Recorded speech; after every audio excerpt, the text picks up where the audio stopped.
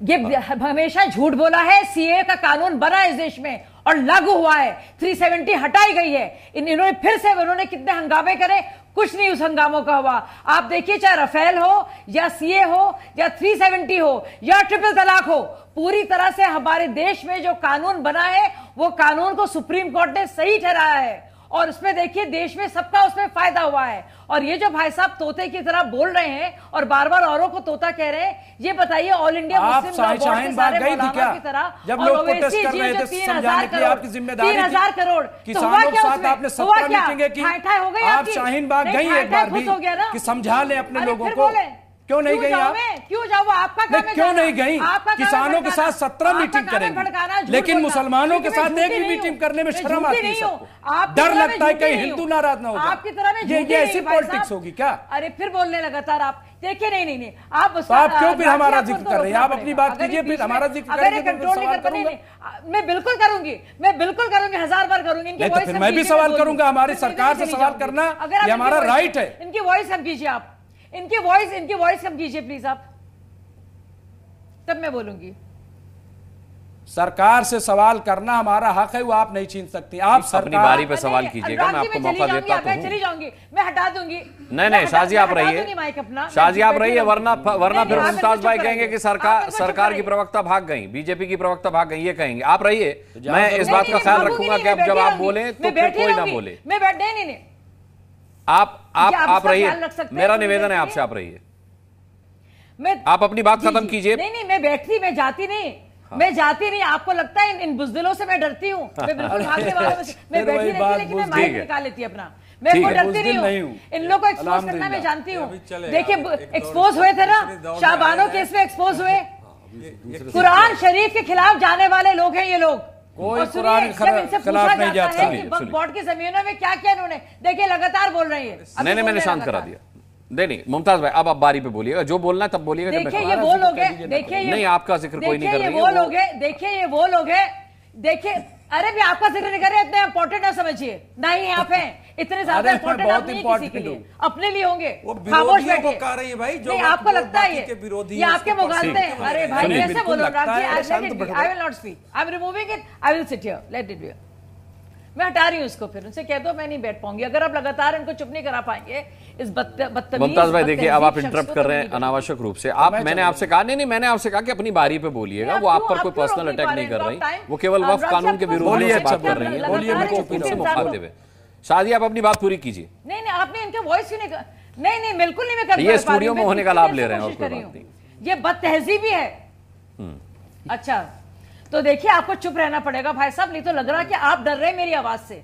अगर आप चुप नहीं रहेंगे, सुन लीजिए, तो अपना खौफ इस कदर ना दिखाइए। तो लगातार सरकार जीती है, चाहे सीए का कानून हो। बहुत शाहीन बाग में बैठे और देखिए किस तरह से मुस्लिम महिलाओं को, पुरुषों को, बच्चों को वर्गलाया है। बहुत मोटा पैसा मिला है विदेश से, बिठाया है। सोचिए क्या हुआ। मेरे को मैं आपसे गुजारिश कर रहा हूँ, मसला वक्फ कानून पे बैठे हम लोग, किसानों पर नहीं बैठे।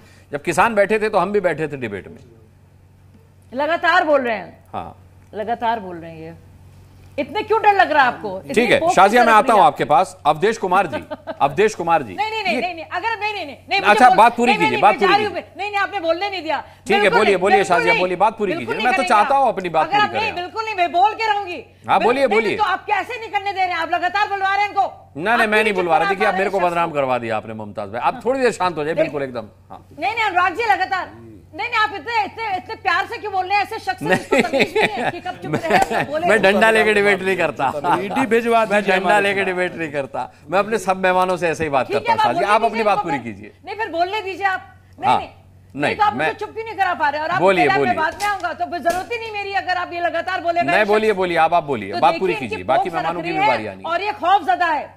सुनिए ये जो मुमताज, जो भी इसका नाम है, ये खौफजदा है, ये डर गया। अब आप शांत हो जाए, बिल्कुल शांत हो जाए। मैं इसके बाद आपको मौका दूंगा। नहीं आपको मौका बिल्कुल मैं बोलूंगी अब। और सुनिए सीए में ये लोग हारे, इन्होंने मुसलमान लोगों को डराया है और बुजुर्ग औरतों को झूठ बोला है। ये कोई कौम से प्यार करता है उनको डराएगा झूठ बोलकर? झूठे हैं और मक्कार हैं। और देखिए इस बार भी क्या कह रहे हैं, कब्रिस्तान छीन लिए जाएंगे, मस्जिद छीन ली जाएंगी। हम सब लोग ने सुना पूरे जो धरना इन्होंने किया था।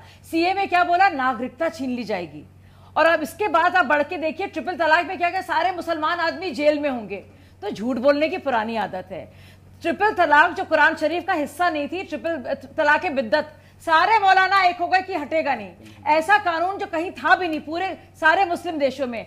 तो ये तो इनकी असलियत है। और सुप्रीम कोर्ट सर्वोपरि है, सुप्रीम कोर्ट को बड़े मानने वाले आ गए, संविधान की बात करने वाले आ गए। शाहबानो केस में क्यों राजीव गांधी पर प्रेशर डाला था, क्यों इतनी बुरी हालत हो गई थी, क्यों सड़कों पर आ गए थे।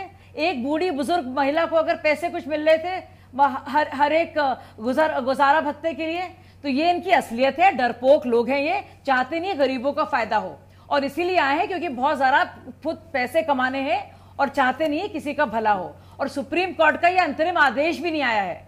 यथार्थ स्थिति बनी हुई है, तो आप बिला वजह ज्यादा खुश ना होइए और उछलिए नहीं ज्यादा। शुक्रिया। ठीक है शाजिया रहिएगा हमारे साथ। मैं आता हूं आपके पास मुमताज भाई।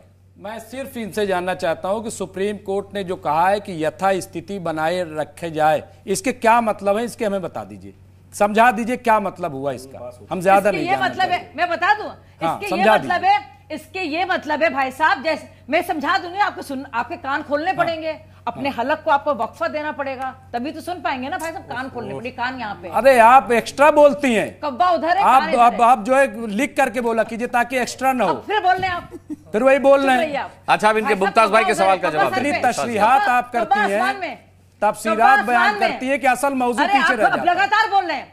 अरे आप चुप रहिए भाई साहब, आपको चुप रहना पड़ेगा, आपको चुप रहना पड़ेगा। हालांकि आप लोग चाहते हो सब चुप ही रहें। अब सुनिए आप, अब चुप।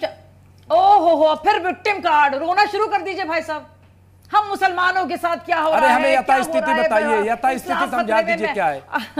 यथास्थिति की मानी समझा दीजिए। रोना शुरू कर दीजिए ना, मातम। यथास्थिति की मानी समझा दीजिए, बस मैं और कुछ मैं बता दूंगी। मैं बता, आपको चुप रहना पड़ेगा ना भाई साहब।